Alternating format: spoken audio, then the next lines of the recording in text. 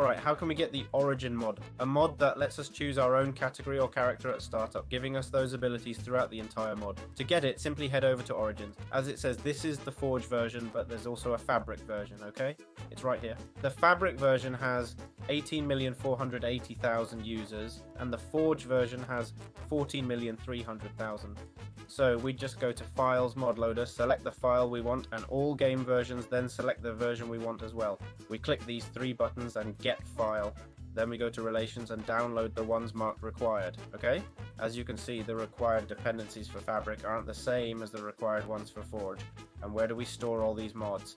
In Windows, press Windows plus R, type app data, click OK, go to roaming Minecraft, and then to the mods folder. That's where we'll save them. So that's it. With these simple steps, you can start using the Origins mod without any problems.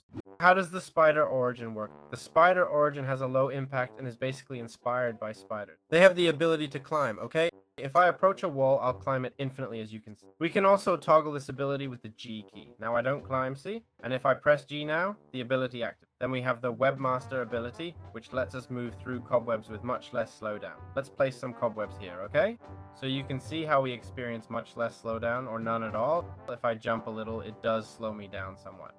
Or not even that, huh? Yes, if I jump right at the transitions, let's see. In some spots, it does slow me a bit, but you can see it's pretty normal, right? If we move without jumping, it won't slow me down at all. But I can't remove them, eh? As you can see, I don't know if you can see because I'm... No, I can't remove them. To do it, I have to press shift, okay? To break them, we have a carnivorous diet, so we can only eat meat. Also, each melee hit we connect with a target will place that spot in a web for a while with a visible cooldown, which is what you're seeing. And trapped enemies will glow, which allows us to locate them easily. Theoretically, we can make webs with 2 threads, okay? Let's see, here we have it, and theoretically with 2 threads we make a web, okay? So there we have it. Come on, it went in by itself. It also seems I have less health, okay? I have 7 hearts. So, yeah, with this already, everything's covered. Muy bien, ¿cómo funciona o cómo aprovechar el origen de Elytrian? Tiene un montón de efectos, ¿vale? Pero bueno, veis que ahí tengo una barra y demás, ¿vale? Y que aparezco con unas elitras equipadas ya de por sí. Y es que básicamente el origen de Elytrian representa seres alados que viven en las corrientes de aire y es uno de los orígenes de impacto bajo más potentes por su movilidad, ¿vale? Y es que nos dan las alas integradas. Comenzaremos con unas elitras permanentes integradas en nuestro cuerpo sin ocupar el hueco de pechera y sin durabilidad que gestionar. Además podremos seguir equipando una pechera ligera encima según las restricciones del origen. Tenemos el impulso de viento, que es cada 30 segundos la habilidad activa, la tecla G, nos va a lanzar unos 20 bloques hacia arriba, ¿vale? Y esto nos sirve tanto de desplegar desde el suelo como para darnos un impulso extra mientras ya volamos con las elitras. Tenemos también el guerrero aéreo, que es el Aerial Combatant, que básicamente cuando golpeas mientras estás en vuelo con elitra haces bastante más daño que en tierra. Tenemos la necesidad de movilidad, es decir, que no podemos utilizar una armadura pesada, solo podemos usar piezas con protección menor. Tenemos claustrofobia, y es que al permanecer demasiado tiempo bajo techos bajos, por ejemplo alturas de 2 bloques sobre tu cabeza, acumularemos lentitud y debilidad, y el temporizador de estos efectos aumenta cuanto más tiempo pasas en esos espacios estrechos. Y tendremos huesos frágiles, es decir, recibiremos mucho más daño por caída y por chocar volando contra bloques, ¿vale? Caídas relativamente pequeñas quitan una cantidad de vida notable. Chocar suave contra una pared con una litra puede hacer daño. Es fundamental, ¿vale? Saber esto, porque si ahora me caigo de estos bloques, me quito 1,5 corazones, o sea que no es poca broma, ¿eh? ¿Y de cuánto ha sido la caída esta? Pum. De 1, 2, 3 y más el salto, 4 bloques. O sea, caer ahí. O sea, caer aquí. Caer aquí me quita 1,5 corazones. A ver. Bueno, ahora me ha quitado medio. A ver otra vez. 1 corazón. Bueno, es como un poco aleatorio, ¿no? A ver otra vez. Medio corazón. Bueno, a ver, voy a saltar y caer aquí. 1,5 corazones. O sea, con el salto me quita más. Supongo que el salto... ¿Saltaré más o algo así? A ver. Es verdad, salto más. Salto más. ¿Y puedo saltar una valla? A ver. No. No puedo saltar una valla. Pero bueno, para que lo tenga. Alright, how does the Shulk origin work? This origin is related to Minecraft Shulkers and revolves around natural protection and extra storage. Basically, when we press the G key, we access a Shulker inventory. Keep in mind that if I die now /kill, when I respawn and press G, I still have all the items in my inventory. So these items are essentially infinite, We also have armored skin, a natural armor that gives us protection points even without equipment, like wearing a chest plate. This gives us much better defense than humans. We also have strong arms that can break natural stone with our hands at high speed. Let's try it, okay? Wow, yes, at good speed. We're faster than a stone pickaxe, see? Just so you're aware. What about coal? Not coal, just stone. We have deformed hands, which means we can't use shields. And the shield itself is marked as unusable. And we have a big appetite, okay? Our hunger depletes faster than a normal player's, forcing us to always carry large amounts of food, especially when mining or exploring continuously. Alright, how do you play as a feline? The feline origin is a cat-like character type that combines mobility, creeper defense, and mining limitations. We have the acrobatics ability, which means we take no fall damage regardless of height. We can jump from the build limit and land without losing any hearts. We have strong ankles, so if you jump while running, you can clear heights of 2 blocks. We have padded paws, meaning our footsteps don't create vibrations detectable by systems like Shulk sensors or activate them when running nearby. Jumping or stepping directly on them does generate a signal. We have 9 lives, which means we have 1 less heart. We have weak arms, so we can't mine natural stone, deep slate, or similar blocks with our hands. Let's see, I don't really know what you mean because let's check it out and it doesn't even progress, okay? It's like I'm trying to mine bedrock, you know?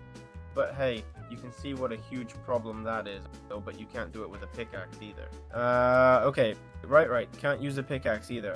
Okay, we can mine cobblestone and minerals, and obsidian can be mined too. And theoretically, under the strength potion effect, the limitation will temporarily disappear, and we can mine like a normal Minecraft player. We have the feline aspect, right?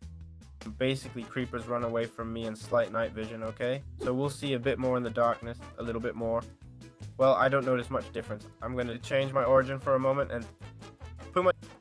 Do you guys see any difference? Because I don't. I understand it'll be in even darker areas. It's midnight and this isn't dark enough.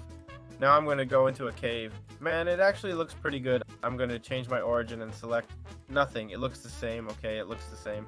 So yeah, this is the feline ability, in my opinion, the worst we've seen so far, right? I mean, never being able to mine stone, even with a diamond pickaxe, seems like too big a nerf, especially in a mining game. If it was an exploration world, where you mine everything and such, and you're in adventure mode, then maybe you could consider it, right? But anyway, I don't think the other abilities are good enough to justify losing a heart and all that. I mean, since it doesn't prevent fall damage, well, once you get elytra wings, it's not really that great, right? So, yeah. Alright, how do you survive as Merlin in Minecraft Origins? This origin has a high impact, okay? Basically, you play as a merman with natural ocean abilities, okay? It's one of the most extreme impact origins, okay? As you can see, we only regenerate air when underwater, okay? We have underwater vision and aquatic affinity, meaning we can mine in water, as you can see. We have fins and speed underwater, okay? Controlled buoyancy, okay? We won't sink automatically in water, theoretically, though I'm doing it now. But if I press control or space, I'll go up faster or down faster, okay? That's definitely true. In case of a turtle shell that gives aquatic breathing, it works like being underwater, even on the surface, letting you keep air, okay? Let's see, top shell.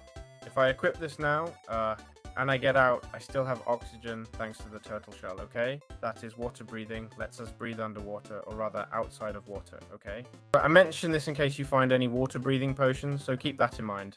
And by the way, what a cool cave underwater, right? With the stalactites and everything, this is beautiful. Also, rain too.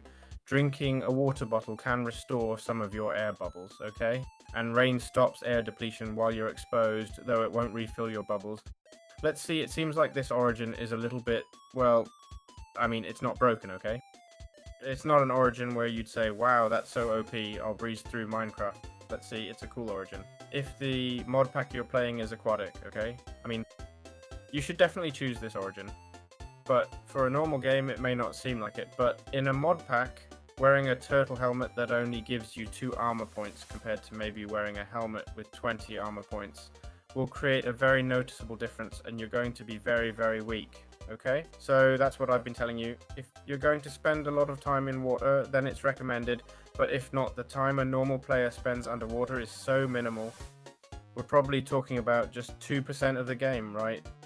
So you'd have to completely change your gameplay style and everything. Just something to keep in mind. Very well. How do you play as Blazeborn? A high impact origin. Basically, this origin is based on the nether blazes and is extremely aggressive with fire but very vulnerable to water. We can't fly right from the start, just so you know. Let's see if I'm immune to fire. Indeed, and to lava too. I assume I'm immune to lava as well, right? Let's check it out quickly.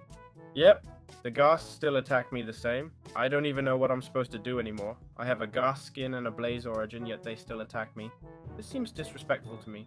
So I spawn everything at once in the nether, okay? If you die without a bed or spawn point, we'll respawn in the nether, okay? Which isn't necessarily a bad thing. We'll have the burning rage effect. Basically, when you're on fire or in lava, your melee attacks will do more damage. We have the warm-blooded effect, which basically means poison and hunger effects can't be applied to you. Attempts to add these effects fail because you're immune to both. We have hydrophobia, like other hydrophobic origins, where basically contact with water and rain will damage us. And the water protection enchantment, right? It adds a specific enchantment, okay, with full armor and such to apply this water protection enchantment. And, well, I understand it lets you go in water, right? But I'm a blaze? Well, now say this. I'd like to regenerate health with fire because I'm a blaze. It makes no sense that I don't. I know it's overpowered, but they give you the ability to deal more damage when burning. So why not regenerate health too, right? Playing like this is annoying, but if you give me the necessary abilities, I think health regeneration should be included. I mean, rather than more strength, regenerate health in the end. And also apply the fire aspect effect when hitting enemies, right? I don't know, I'm missing some little things. But anyway, I understand the point of this origin is spawning in the nether, right? And not being super overpowered, but being hydrophobic is definitely a big problem, okay? Goodbye. So that's it. Look, how to control the Phantom Origin. Well, basically, we're going to select the Phantom Origin. As you can see, I'm theoretically invisible, though this guy keeps following me. We have the Ghost form, and by pressing the active ability G key, we switch between human and Ghost form, okay? And I can pass through blocks. If I press control, I go down, okay? I'm going downward. The problem is, I can't see through blocks, so I don't really know. Oh, look, I can't see through, but I can see nearby things. I can go here, okay? Interesting and a bit overpowered, so I can get under blocks, and that's it. They still see me anyway, but I can escape from any situation it seems. Important, when your hunger gets too low, you'll lose this ability, okay? That's why it's starting to appear more reddish now, okay? For example, I'm running out of hunger, okay? Look, see there? I lost my ability because I was left with just 3 drumsticks. We have the transparency effect, okay? Naturally, our skin is partially transparent, okay? As we can see, we have water intangibility, okay? We can pass through solid materials. I wonder if ghost damage includes full damage. Yes, it does, full damage. Well, water intangibility is important, okay? Even though we're not ghosts, we can still drown in water. We also have the invisibility effect. Theoretically, we become invisible to other players, but not to mobs. Definitely not, okay? We have photo allergy. If we walk in sunlight in human form, we'll burn like undead mobs. And if you switch to ghost mode, I'll stop burning. And we have a fast metabolism, okay? Basically, while you're in ghost form, our hunger decreases more quickly. We also have fragility, which, like other high-risk origins, gives us 3 hearts less maximum health. So combining intangibility with good food management is key. So yeah, today we're nerfed in many ways, but we have such a broken ability like grabbing a mob and doing this to it. I mean, for me, this ability is totally overpowered, okay? If you know how to use this, especially in PvP, it's boom, boom, boom, boom. Can I hit him from here? No, because there are blocks, but they can see me. Hop! See, you can peek out like this. Hop! And go back down and that's it. Too late for them. It's too late, buddy. But of course, you need to know how to peek properly, right? It's quite a skill. I'd like to check something. If I grab beef, let's see. I take the beef. Can I eat it while I'm invisible? Boom. Yes, I can. Yes, I can. Well, this is broken. I'm sorry, but this is broken. Whenever we have food like the infinite food the artifacts mod adds, we could use that, right? But it's also true that you can see through blocks. Look, you come here, stand here, and there it is. I open the chest because I'm inside it. Come on, take the loot and the skeleton can't hit me. Now it should hit me, but normally it can't because I'm literally inside the block. So yeah, easy game. And there's a warden around here, right? Oh, it's up there. So anyone saying this ability isn't broken is lying. How does the Origins mod work? Basically, the Origins mod introduces a system of origins with different impact levels represented by points. As you can see, low impact means 1 point.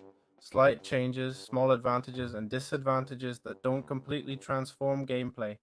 Then we have medium impact, which are more noticeable traits that affect your progress and how you mine, fight or move. And then high impact, which are origins that radically change Minecraft, like only breathing underwater or spawning directly in the nether. Each origin combines passive abilities that are always active and sometimes active abilities that you use with the primary ability key, which is G by default. The basic origins package includes 9 origins and a random origin option, okay? I should also mention that if you download mods or versions created by other players, and yes, there are tons of player created versions out there, you'll be able to play them without any issue. The base mod itself adds 9 origins, but many developers have created additional origins as extensions. This has led to literally hundreds of mods compatible with origins that let you change your starting form and abilities in Minecraft. This mod has really opened up a lot of possibilities for developers and all types of players who enjoy this style of gameplay. So that's pretty great. Alright, how to use the avian origin? Well, basically it's inspired by avian creatures, okay? Their bodies have lost the ability to fly, as you can see, but they retain properties related to air and speed. As you can see, I move faster, I have feather falling. Whenever I fall, I descend slowly as if I had a permanent slow falling effect. As long as I don't press crouch, I won't take fall damage, but if I crouch, okay? Then I fall normally, okay? So I can shift, and as you can see, if I then stand up again, know that I'll fall, okay? I'll fall with slow falling, okay? But at the speed I was at when I pressed the control, okay? You see the speed is maintained, meaning it never accelerates. See, here it's accelerating, but if I let go now, I fall at the same speed like I'm braking, right? So keep that in mind. So we would take normal damage depending on when we release the key, okay? Plus we have the fresh air effect, which basically means our bed must be at a minimum height to sleep and set our spawn point. Basically these values range from 65 to 86 or higher. Then we also have ground and air speed, okay? Which basically gives a small, yeah right, it grants movement speed, okay? Especially when we're jumping. And even when we're flying, that speed boost is maintained, so it's pretty overpowered, right? And then we can lay eggs. Every time we sleep or wake up, we leave an egg where we were sleeping that appears on the ground and automatically goes into your inventory, adding a passive resource source, okay? We also have the vegetarian diet where we can't eat any type of meat, including fish, okay? We can't buy or eat them. It's because we're birds, okay? Let me switch to survival mode, and theoretically I shouldn't be able to... Ah, look, see? It's not edible. It tells me I'm vegetarian. We can eat apples, bread, or other plant foods like cooked potatoes, cake. Though cake isn't really vegetarian, but it's an exception. So yeah, that's how this origin works. Alright, how to master the Enderian origin. This origin basically allows us the teleportation option, where with G we can throw an ender pearl every so often, and it recharges pretty quickly. We have hydrophobia. Any contact with water will hurt us and submerge us in blocks, okay? So be careful. Let's go to the water so you can see it. There, I'm releasing particles, I understand that. There it is, the health bar. We're afraid of pumpkins, okay? Any entity wearing a carved pumpkin on their head becomes completely invisible to an enderman, okay? You won't see the body or armor of whoever wears that pumpkin. And we have a slender body, okay? It means we have a slightly longer interaction range, okay? Let's see, for a longer reach we can hit from here, maybe 7 blocks away or so. Let's see if I reach it. There it is. That's quite far, okay? So yeah, this is the enderman ability. Definitely very, very overpowered, okay? The ender pearl thing is that you can throw infinite ender pearls. Look, 1, 2, and another 3. So yeah, there you have it.